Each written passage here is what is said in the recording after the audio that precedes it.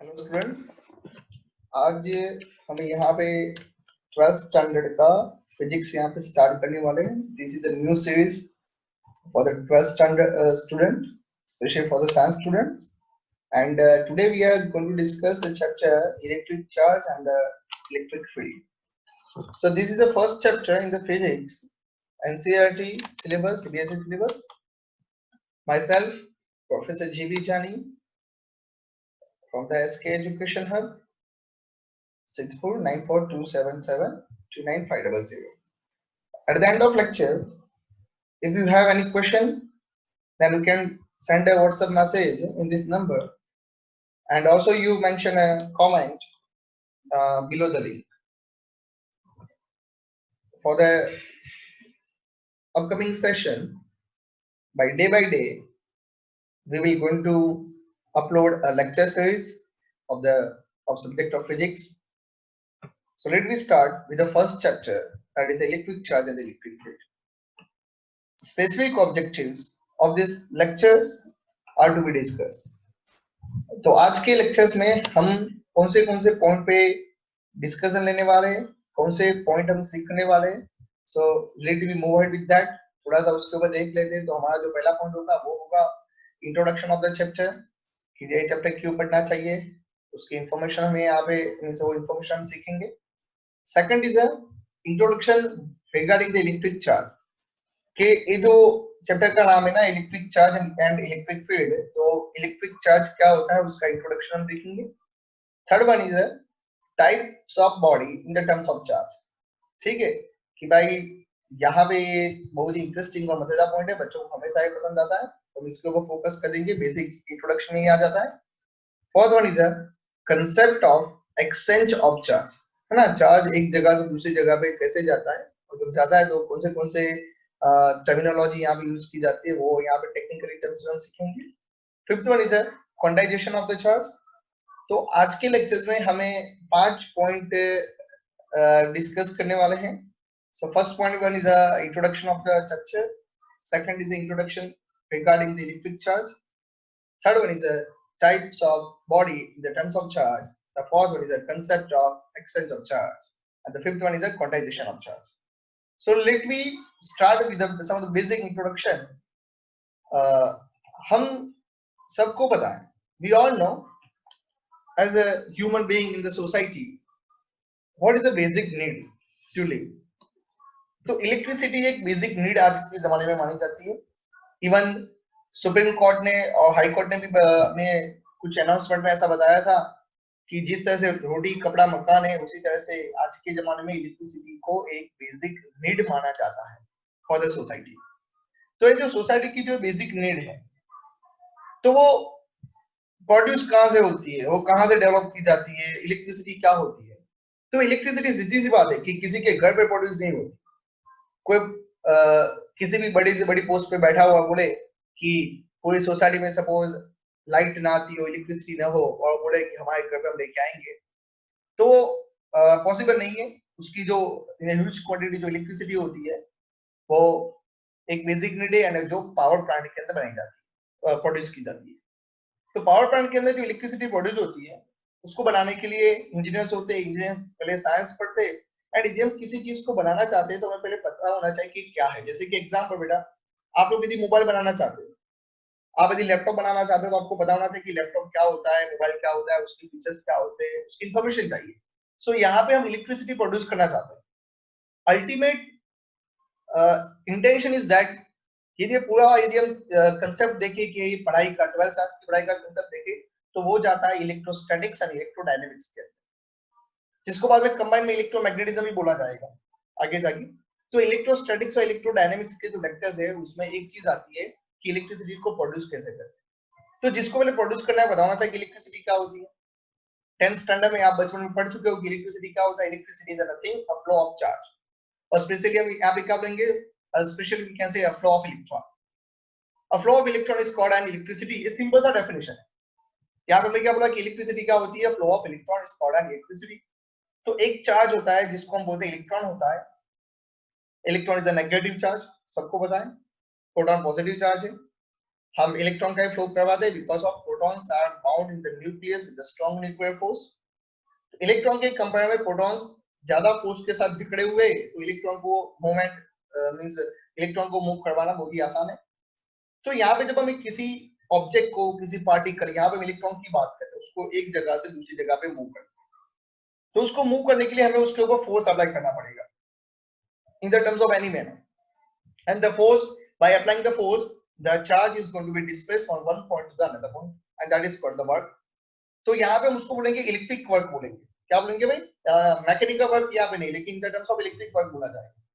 हालांकि वर्क वहां पे एक ही होता है जो हम आगे जाके पढ़ाएंगे आपको, बट यहाँ पे जो चार्ज होता है, चार्ज को एक जगह से दूसरी जगह पे लेके जाना है, तो वो अपने आप तो नहीं जाएगा, हमें उसके ऊपर क्या करना पड़ेगा? वर्क करना पड़ेगा। We have to supply the sum of the energy, and वो जो वर्क होता है ना, तो वर्क के ऊपर से यहाँ पे डिसाइड किया जाता है कि भाई जब किसी को वर्क करना है तो पता होना चाहिए कि उसका पोटेंशियल कितना है, कितनी ताकत से किसी पॉइंट पर बैठा हुआ है, जकड़ा हुआ है। हम उसको उसके रिगार्डिंग उस पॉइंट के ऊपर से उसको धक्का लगाएंगे, उसके ऊपर फोर्स लगाएंगे, एंड उसके फोर्स के मुताबिक वो एक जगह से दूसरी जगह पे मूवमेंट करे। तो यहाँ पे हमें वो चीज समझनी पड़ेगी, work done on the charge, है ना। हमें क्या समझना पड़ेगा? Work done on the charge, and that is electrostatics. कि पहले जब वो एक पॉइंट पे पकड़ा हुआ है, स्टैटिक है, तो कितने फोर्स के साथ एक पॉइंट पे जमा हुआ है, और हमें उसको उस पॉइंट से निकाल के दूसरे पॉइंट पे लेके जाना है। तो जब इलेक्ट्रॉन एक पॉइंट से दूसरे पॉइंट पे जाएगा, that is called the flow, and उस फ्लो को बोला जाता है बाद में electricity.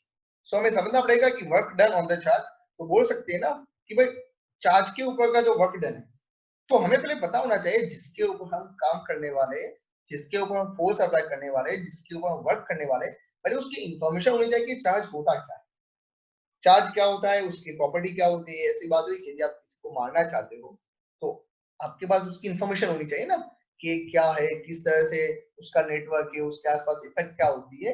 You have all of this information. तो यहाँ पे हम किसके ऊपर वर्क करना चाहते हैं? चार्ज के ऊपर। हम चार्ज को धक्का लगाना चाहते हैं, चार्ज के ऊपर फोर्स लगाना चाहते हैं, तो यहाँ पे हम फोर्स लगाएंगे, बट उससे पहले हमें चार्ज की इंफॉर्मेशन होनी चाहिए। तो इसको बोला जाता है electric charge and electric field का कंसेप्ट। ठीक है, तो यहाँ पे देखिए कि भाई जब हम electric charge and electric field पढ़ेंगे, तो हमें चार्ज की पूरी इंफॉर्मेशन मिल जाएगी। चार्ज क्या होता है, उसके आसपास किस किस्म की फील्ड होती है, एक चार्ज दूसरे चार्ज के ऊपर कैसे फोर्स लगाता है, वो सारी बातें यहाँ पे सीखी जाएगी। जब हम उसको सीख लेंगे कि हमें चार्ज की पूरी इंफॉर्मेशन मिल गई, when we get the enough information about the charge, regarding the charge, हम क्या is we can also do that। हम यहाँ पे एक और भी चीजें यहाँ पे कर सकते हैं ना, कि जब चार्ज की हमारे पास इंफॉर्मेशन आ जाती है, तो हम उसके ऊपर कितना वर्क लगाना है, हम वो भी कैलकुलेट कर सकते हैं। क्योंकि हमें अभी पता चल गया ना, हमें पता चल चुका है कि चार्ज क्या होता है, एंड जब हमें चार्ज का इंफॉर्मेशन मिल गया, तो हम बोलेंगे भैया अभी हमें पक्का पता है कि चार्ज की इंफॉर्मेशन आ गई है, तो अभी उस चार्ज के ऊपर कितना वर्क हमें करना पड़ेगा, उसका पोटेंशियल क्या है, जिसको बोलेंगे इलेक्ट्रोस्टैटिक पोटेंशियल। जब उसके ऊपर वर्क हो जाएगा, तो हमें पता चलेगा कि फ्लो होना चालू होगा, तो that is called the we can say electricity. तो ये सभी एक दूसरे के साथ इंटरकनेक्टेड। जब हम बोलेंगे कि इलेक्ट्रिसिटी प्रोड्यूस हो गई, तो उसके बाद एक यहाँ पे नया कंसेप्ट स्टार्ट होता है।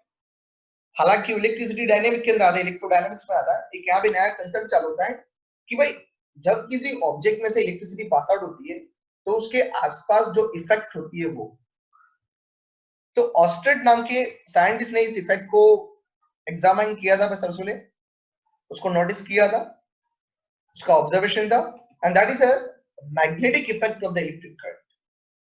कि भाई जहां जहां पे इलेक्ट्रिसिटी पास आउट होती है और वे कैसे इलेक्ट्रिक करंट पास आउट होता है, तो उसके आसपास मैग्नेटिक इफेक्ट प्रोड्यूस होती है। तो जब हम इलेक्ट्रिसिटी का कंसेप्ट पढ़ लेना, उसके बाद हमें पढ़ना पड़ता है कि उसकी इफेक्ट पढ़नी पड़ती है, and that effect is a magnetic effect of the electric current. तो ये भी इंटरकनेक्टेड हुआ एक दूसरे के साथ। जब हम उसके आसपास मैग्नेटिक इफेक्ट होती है, यानी कि वो मैग्नेट बनता है, तो जो भी ऑब्जेक्ट है, जो भी मटेरियल है, वो मैग्नेट बन जाएगा वहां पे। तो हम पढ़ेंगे मैग्नेटिज्म एंड मैटर, कि भाई हमने यदि किसी मटेरियल में से, किसी ऑब्जेक्ट में से इलेक्ट्रिसिटी पास आउट की, तो उस इलेक्ट्रिसिटी की वजह से उसके आसपास मैग्नेटिक इफेक्ट प्रोड्यूस हुई, एंड मैग्नेटिक इफेक्ट माने कि मैग्नेट। तो हमें चैप्टर पढ़ना पड़ेगा मैग्नेटिज्म एंड मैटर। ये हमें कंसेप्ट पढ़ना पड़ेगा। तो वो भी एक दूसरे के साथ क्या हुआ, इंटरकनेक्टेड हुआ। यहाँ पे उसके बाद फैराडे नाम के साइंटिस्ट ने ऐसा ऑब्जर्व किया कि यदि इलेक्ट्रिसिटी पास आउट करने से यदि हमें मैग्नेटिक इफेक्ट मिलती है, और भी कैसे था, because of the electric field, यदि हमें मैग्नेटिक फील्ड मिलती है तो उसका उल्टा भी हो सकता है, रिवर्स भी हो सकता है, कि मैग्नेटिक फील्ड की वजह से क्या मिले, हमें इलेक्ट्रिसिटी मिले, क्योंकि हमें इलेक्ट्रिसिटी प्रोड्यूस करनी है ना। तो यहाँ पर रिवर्स इफेक्ट का यूज किया जाए कि मैग्नेटिक फील्ड की वजह से इलेक्ट्रिसिटी प्रोड्यूस की गई, एंड उस चैप्टर का नाम बोला गया इलेक्ट्रोमैग्नेटिक इंडक्शन। सो ये भी उसके साथ कनेक्टेड हो गया, ये सब एक दूसरे के साथ इंटरकनेक्टेड है।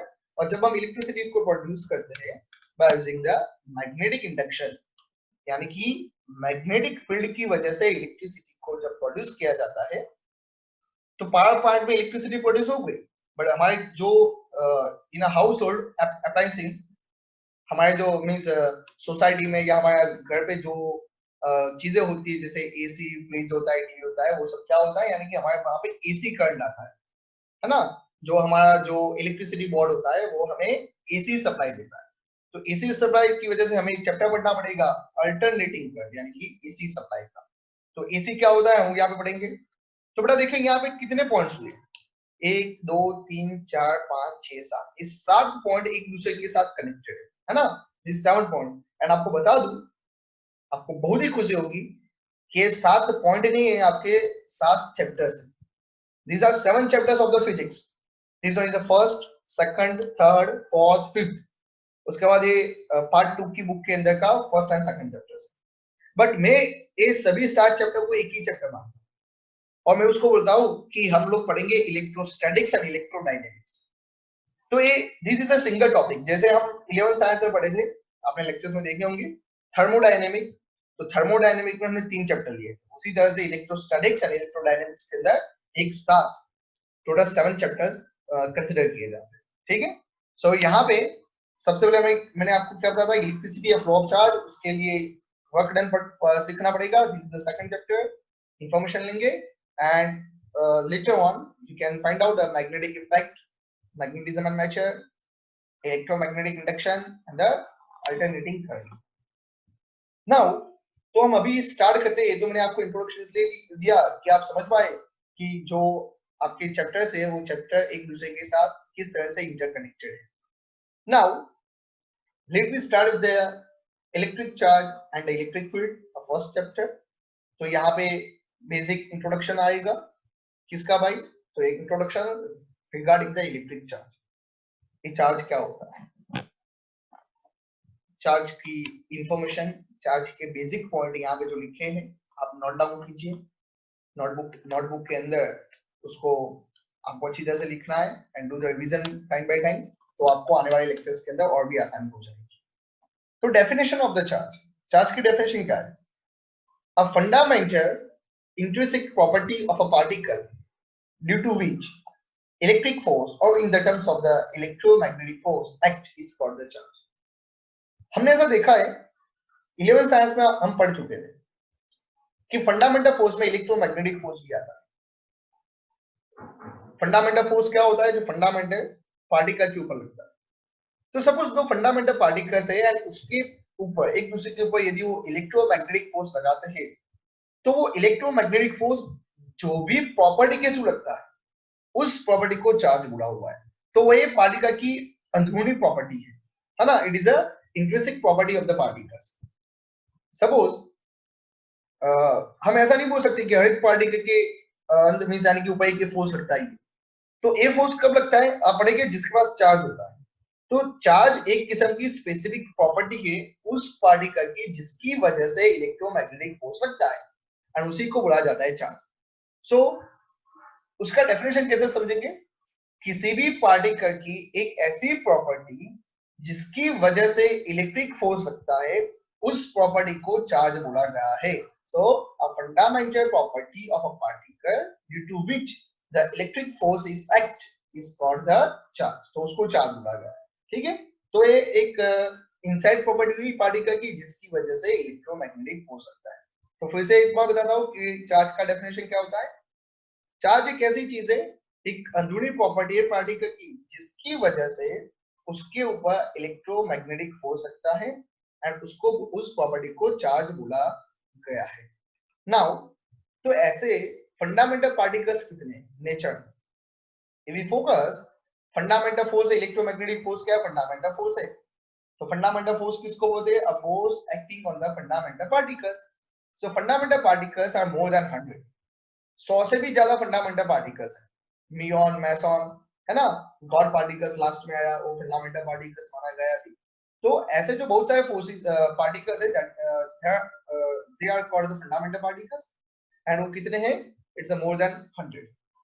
उसमें से हम बोले कि out of them 3 particles are most important, 3 सबसे ज्यादा इंपोर्टेंट होते हैं जो आप पढ़ चुके हैं, हम भी उसी के ऊपर डिस्कस करने वाले हैं। ये 100 के ऊपर कोई डिस्कस नहीं है बेटा, तो इतना मत सुनना कि 100 के 100 पढ़ेंगे, नहीं नहीं नहीं। Out of them 3 particles are most important. First one is a neutron. Neutron कहाँ पे होता है, न्यूक्लियस के अंदर होता है, वो चार्जलेस होता है, उसमें कोई चार्ज होता नहीं, ये उसका सिंबल है स्मॉल है। Second is a proton. तो proton have a positive charge, उसके पास पॉजिटिव चार्ज होता है एंड हम उसको स्मॉल p के थ्रू दिखाएंगे। Third one is the electron and electron have a negative charge. तो जब हम यहाँ पे चार्ज के ऊपर चैप्टर पढ़ने वाले हैं, तो चार्ज सिर्फ प्रोटॉन और इलेक्ट्रॉन के पास होता है। तो न्यूट्रॉन की स्टडी आने वाले बहुत चैप्टर्स में हम कंसिडर नहीं करने वाले। कहीं पे भी न्यूट्रॉन की कोई भी बात नहीं आएगी, आप देखना सभी जगह पे हम प्रोटॉन्स और इलेक्ट्रॉन के ऊपर ही फोकस करने वाले हैं। तो ज्यादातर हमारा जो फोकस जाएगा वो जाएगा इलेक्ट्रॉन के ऊपर। क्यों इलेक्ट्रॉन के ऊपर जाएगा, बिकॉज ऑफ इलेक्ट्रॉन के पास नेगेटिव चार्ज है एंड वो प्रोटॉन के कंपेयर में कम फोर्स के साथ टकरा हुआ है, यानी कि इसलिए इलेक्ट्रॉन को फ्लो करवाना आसान है। तो हम फ्लो क्यों करवाना चाहते हैं, बिकॉज ऑफ हमें इलेक्ट्रिसिटी प्रोड्यूस करनी है, जो मैंने आपको पहले बता दिया। तो आने वाले जो चैप्टर्स है 6 से 7 चैप्टर्स है, उसमें हम प्रोटॉन्स के ऊपर इलेक्ट्रॉन के ऊपर डिस्कस लेंगे और ज्यादातर आपको इलेक्ट्रॉन्स वर्ड ही सुनाई देने वाला है। ठीक है, नाउ दोनों का चार्ज यहाँ पे एक का पॉजिटिव एक का नेगेटिव है, बट तो यहाँ पे इलेक्ट्रोमैग्नेटिक फोर्स क्या होता है, सिंपल सा है, the force acting between two like charges, like यानी कि इक्वल चार्ज। प्रोटॉन्स प्रोटॉन्स क्या होते हैं, रिपल्सिव लगाता है, इलेक्ट्रॉन इलेक्ट्रॉन क्या होता है, रिपल्सिव होता है। So the force acting between two like charges is repulsive, while the force acting between two unlike charges यानी कि इलेक्ट्रॉन प्रोटॉन क्या हो जाएगा, अट्रैक्टिव फोर्स हो जाएगा। ठीक है, so this are the basic information regarding the charge. थोड़ा सा आगे जाते हैं, protons and electrons have the same magnitude of the charge. दोनों का चार्ज क्या होता है, इक्वल मैग्नीट्यूड होता है, और उसकी वैल्यू कितनी बेटा याद रखनी है आपको, 1.6 into 10⁻⁻19 coulomb. Okay, so protons and electron have a same magnitude of the charge, दोनों का मैग्नीट्यूड सेम है, लेकिन जब हम प्रोटॉन लिखेंगे तो आगे प्लस लिखना पड़ेगा। When we discuss in the terms of electrons हमें आगे माइनस लिखना पड़ेगा। तो दोनों का चार्ज की वैल्यू कितनी है, 1.6 into 10⁻⁻19 कूलम। यहाँ पे यूनिट आपको याद रखना है, यूनिट क्या है यहाँ पे, कूलम है। तो एक बार फिर से देख लेते हैं कि डेफिनेशन ऑफ चार्ज क्या थी, कि प्रॉपर्टी की अंदरूनी एक सॉरी किसी भी पार्टिकल की एक अंदरूनी प्रॉपर्टी है जिसकी बदौलत फोर्स लगता है, इलेक्ट्रोमैग्नेटिक फोर्स लगता है, उसको चार्ज बोला गया है। some important points कि fundamental particles कितने हैं, they are the more than hundreds and out of them 3 particles are most important, neutrons, protons and the electrons। neutron chargeless है, proton positive charge है, electron negative charge है। so the force acting between two like charges, तो दो like charges में protons protons electron electron में क्या होता है, repulsive force लगता है, जबकि जब unlike charges होता है protons electron तो उसमें क्या होता है, attractive force होता है। Protons and electrons have a same magnitude of the charge, दोनों का चार्ज का प्रोटॉन्स और इलेक्ट्रॉन के चार्ज का मैग्नीट्यूड क्या होता है, 1.6 into 10⁻⁻19 कूलम कितना होता है। So these are the basic information or the introduction regarding the electric charge. Let me understand three types of body in the terms of charge. Body charge के ऊपर से बॉडी के 3 टाइप्स हैं यहाँ पे। तो हम पहले पढ़ते हैं न्यूट्रल बॉडी, जिसको हम ज्यादातर बोलते हैं चार्जलेस, यानी कि चार्जलेस का मीनिंग क्या होता है, या ये हालांकि बोला तो न्यूट्रल बॉडी जाता है, आपके समझने के लिए हम कई बार बोलते हैं ना कि इसमें कोई चार्ज नहीं है, चार्जलेस बॉडी है, तो उसका मीनिंग क्या क्या, उसके अंदर प्रोटॉन्स और इलेक्ट्रॉन है ही नहीं, तो ऐसा तो पॉसिबल ही नहीं है, because of protons and electrons are the fundamental particles. Protons और इलेक्ट्रॉन्स वहां पे क्या है, फंडामेंटल पार्टिकल्स है ना, तो वो तो होने ही चाहिए। तो फिर चार्जलेस क्यों बोला जाता है, न्यूट्रल बॉडी का मीनिंग क्या होता है। So let you understand with the concept, let we have one body, हमारे पास एक बॉडी है यहाँ पे, you can observe that and उसके अंदर जो मैंने प्लस लिखा है वो प्रोटॉन से और माइनस लिखा है वो इलेक्ट्रॉन से। तो कितने प्रोटॉन्स हैं यहाँ पे? 1 2 3 4। And how many electrons are there? 1 2 3 4 1 2 3 4।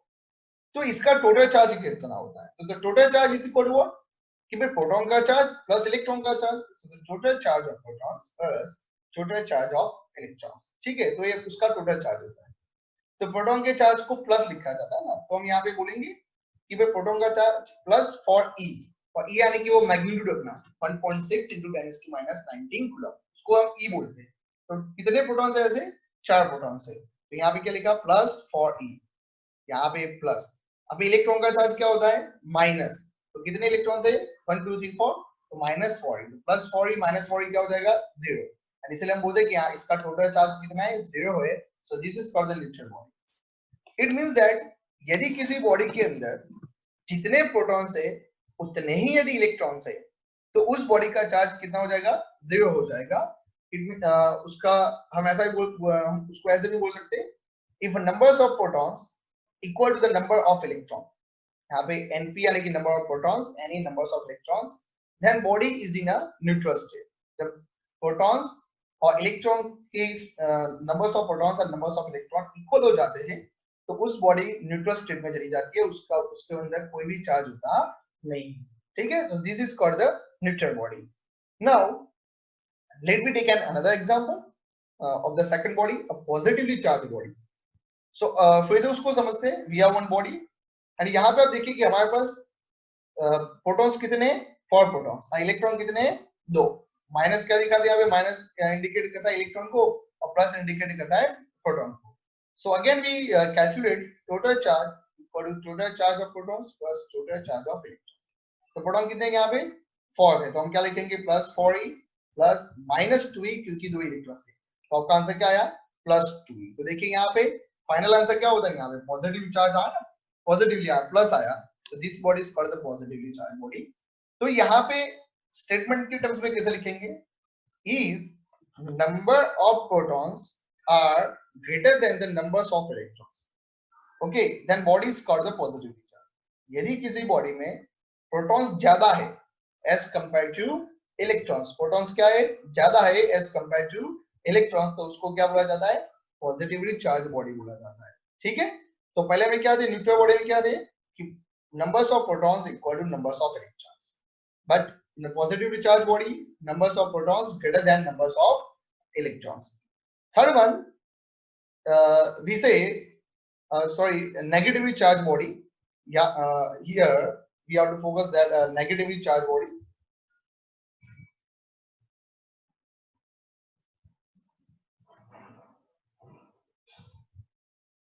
this one is a, we say a negative charge body।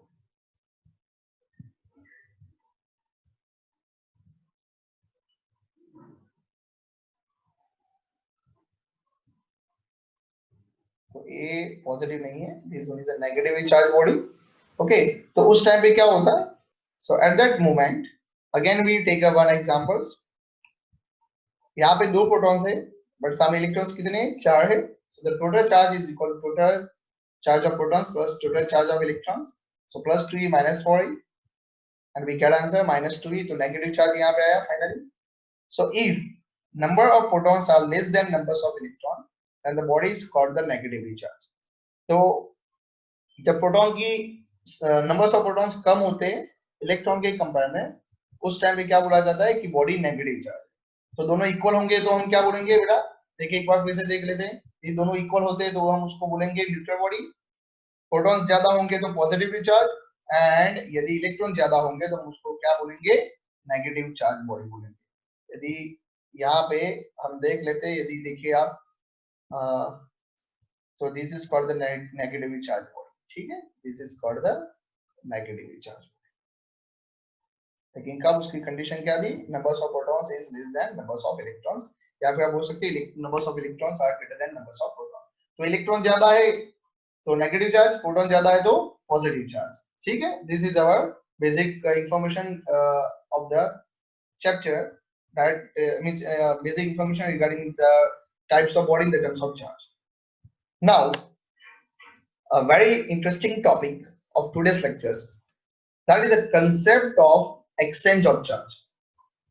जब चार्ज एक बॉडी में से दूसरी बॉडी में जाता है, एक्सचेंज होता है, उस टाइम की कंडीशन को हम यहाँ पे समझते हैं, ठीक है।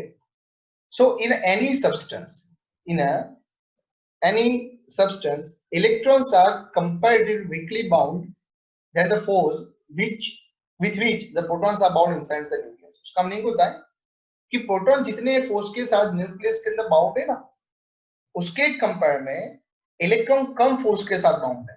हमें पता है कि प्रोटॉन्स के अंदर, प्रोटॉन्स न्यूक्लियस के अंदर स्ट्रॉन्ग न्यूक्लियर फोर्स के अंदर जकड़ा हुआ है, ओके। एंड इलेक्ट्रॉन से वो कौन सा फोर्स होता है? Electromagnetic force.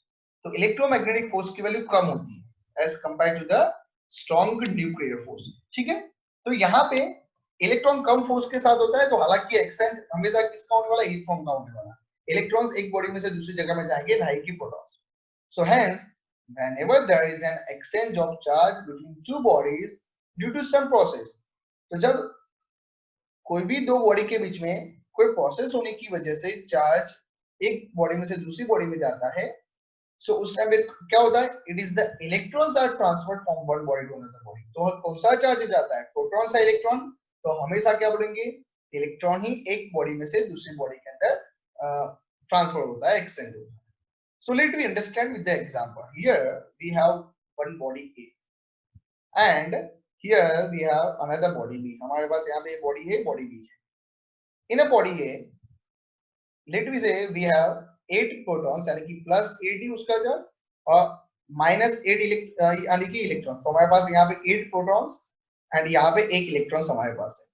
So इस बॉडी का टोटल चार्ज कितना हो जाएगा? 0 हो जाएगा। तो आप कैसे निकालेंगे? Initial charge of body A is equal to plus 80 plus minus 8e equal to 0. On the same manner, in the body B, we have 2 protons and the 2 electrons. So initial charge of body B is plus 8e plus minus 8e equal to 0. Now let me say by any process, by some process, body A में से body B में electron transfer होते हैं, ठीक है। यहाँ पे electrons A में से B में ट्रांसफर होते हैं, तो इस तरह से इलेक्ट्रॉन्स आते हैं। हमने यहाँ पे देखा है कि 3 इलेक्ट्रॉन्स चले गए। आप देख सकते हैं कितने इलेक्ट्रॉन्स हमने दिखाया यहाँ पे? 3 इलेक्ट्रॉन्स ए में से बी में चले गए। तो अभी ए के अंदर कितना चार्ज आएगा? तो आप क्या बोलेंगे? भाई after process charge of body A, तो कितने इलेक्ट्रॉन्स थे पहले? यहाँ पे प्रोटॉन्स तो भी कितने? 8 ही, बट इलेक्ट्रॉन्स पहले 8 थे, उसमें से 3 चले गए। तो हम क्या लिखेंगे भाई? अभी 5 इलेक्ट्रॉन बचे, plus 80 plus minus 5 equal two plus 3। तो देखो बॉडी ए में से जब इलेक्ट्रॉन चले गए तो यहाँ पे बॉडी ए के पास प्रोटॉन्स ज्यादा हो गए और इलेक्ट्रॉन्स कम हो गए, क्योंकि इलेक्ट्रॉन्स कहाँ चले गए? ए में से बी में चले गए। So here we have the after process charge of body A is plus 3e। जब ये 3 इलेक्ट्रॉन्स बॉडी बी में आए तो बॉडी बी में क्या होगा? Charge of body A, protons तो 2 ही थे, लेकिन इलेक्ट्रॉन 2 की जगह पे भी 5 हो गए। ये 2 तो थे और 3 इलेक्ट्रॉन्स आए, तो आप क्या बोलेंगे? Plus 2e plus minus 5 minus 3। एक इंटरेस्टिंग चीज बताता हूँ, प्लस 3e माइनस 3 कीजिए, आंसर 0 मिलेगा, क्योंकि इनिशियली दोनों बॉडी का चार्ज कितना था? 0 0 था, ठीक है। तो ये हुआ concept of exchange of process कि भाई एक में से दूसरे में चले गए। तो आप बोलेंगे सर इसका कंक्लूजन क्या है? So let me focus on conclusion. तो पूरे 5 कंक्लूजन दिखाता हूँ। पहले हमने सीखा if numbers of protons equal to numbers of electron then body is in a neutral state. Protons और इलेक्ट्रॉन्स इक्वल होंगे तो बॉडी में कोई चार्ज नहीं होगा, neutral state. If number of protons are greater than numbers of electrons, then body is called the positively charged. Protons ज्यादा है इलेक्ट्रॉन के कंपेयर में, प्रोटॉन यानी कि पॉजिटिव, तो बॉडी पॉजिटिव चार्ज। यदि इलेक्ट्रॉन ज्यादा है तो negative charge. So if numbers of protons are less than numbers of electrons, then the body is called the negative charge. Now these are very important. The body that loses the electron become positive charge. आपने आगे देखा था यहाँ पे कि यहाँ पे ये जो बॉडी थी, है ना, यहाँ बॉडी ए थे, बॉडी ए में से इलेक्ट्रॉन्स चले गए, तो बॉडी एक कैसी बनी? पॉजिटिव चार्ज बनी, और जिसने इलेक्ट्रॉन लिए वो नेगेटिव चार्ज था। वैसे भी इलेक्ट्रॉन नेगेटिव है, जो नेगेटिविटी लेगा वो नेगेटिव ही बनेगा ना, सीधी सी बात है। तो electrons itself has a negative, तो जो इलेक्ट्रॉन लेगा वो नेगेटिव बन जाएगा और जो इलेक्ट्रॉन छोड़ देगा वो पॉजिटिव बन जाएगा। तो यहाँ पे हमने क्या देखा कि the body that lost the electron, जो बॉडी इलेक्ट्रॉन को दे देती है, लॉस करती है ना, that become a positive charge, and the body that receive the extra electron become a negative charge. तो जो बॉडी इलेक्ट्रॉन लेगी वो बॉडी क्या बन जाएगी, यहाँ पे नेगेटिव चार्ज हो जाएगी। So these are very important points. आपको आज के लेक्चर्स के जो कंक्लूजन के पॉइंट है आपको अच्छी तरह से उसको याद रखना है यहाँ पे, ठीक है। नाउ वन इंपॉर्टेंट क्वेश्चन एक मार्क के अंदर पूछा जा सकता है कॉम्पिटिटिव में, which instrument is used to detect the charge of body। ये हम बोलते हैं ना कि भाई पॉजिटिव नेगेटिव चार्ज है, वो कौन सा इंस्ट्रूमेंट यूज होता है, तो उसका नाम है electroscope. So which instrument is used to detect the charge on body, that is name of instrument is electroscope। ठीक है, तो ये आपका इंट्रोडक्शन था। नाउ आज के लेक्चर्स की लास्ट थ्योरी एंड वो है क्वांटाइजेशन ऑफ चार्ज। वो क्या है, quantization of charge.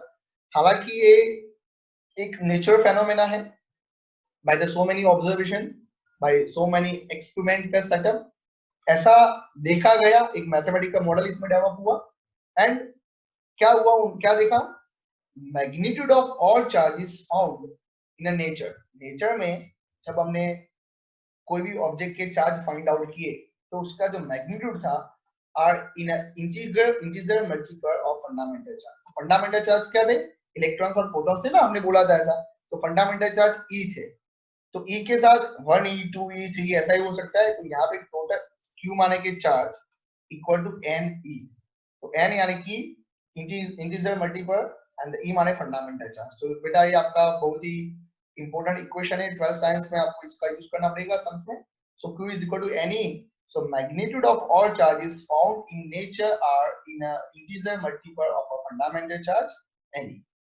Now this fact is known as a quantization of charge। तो आपको बोले कि क्वांटाइजेशन ऑफ चार्ज क्या होता है, आइदर आप सीधा इक्वेशन भी बोल सकते हो या फिर आप ये स्टेटमेंट भी लिख सकते हो, Q is equal to NE and statement क्या है, magnitude of all charges found in nature are in a integer multiple of a fundamental charge. ठीक है। नाउ एक सबसे मजेदार चीज है कि no theory so far has been able to explain satisfactorily the quantization of charge।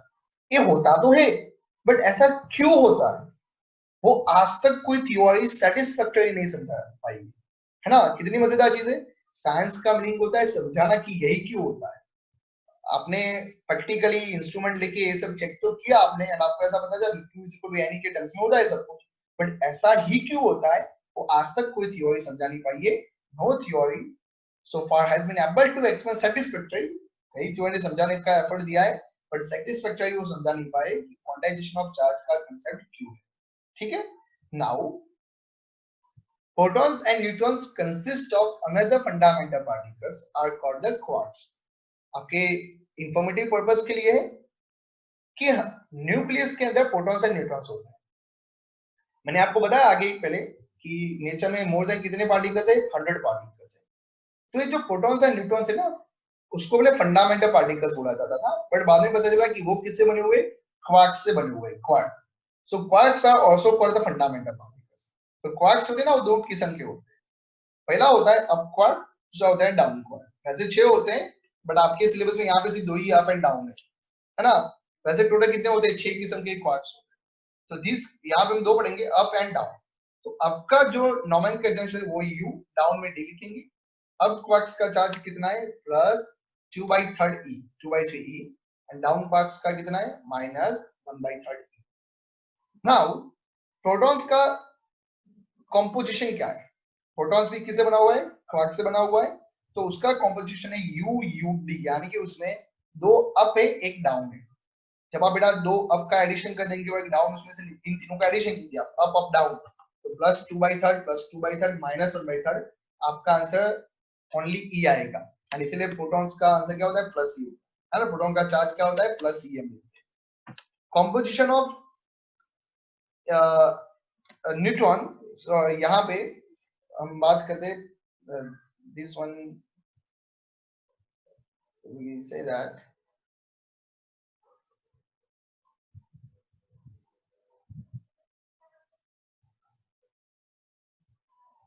this is not compositions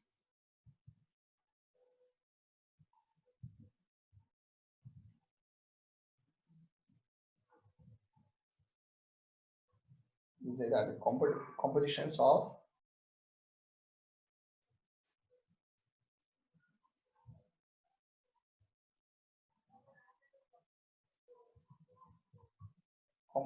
of electrons.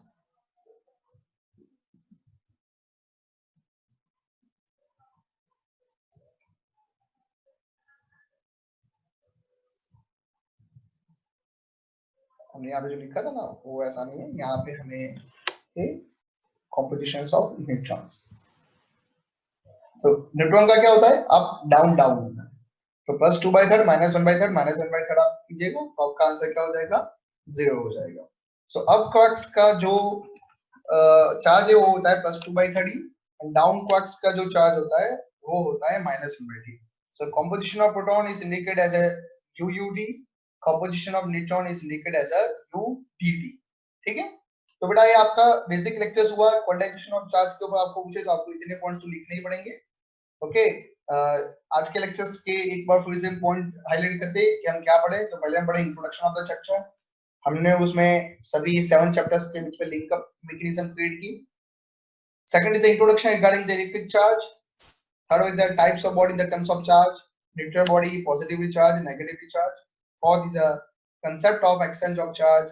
जो body electron का लॉस करती है वो बन जाती है पॉजिटिव चार्ज, एंड जो बॉडी इलेक्ट्रॉन रिसीव करती है वो बनती है negative charge. Quantization of charge, Q is equal to Ne, protons and neutrons are made by the quarks. यहाँ पे हम वो चीज पढ़े. तो यदि आपको अभी कोई भी डाउट हो, कोई क्वेश्चन हो, आपके फीडबैक हो, तो आप हमें कमेंट में लिख सकते हैं या फिर आप हमारे व्हाट्सएप नंबर पे हमें मैसेज भेज सकते हैं. Thank you so much to be present in the lectures, and next lectures के लिए आप चैनल को सब्सक्राइब कीजिए. You will receive the notifications by that. Thank you so much.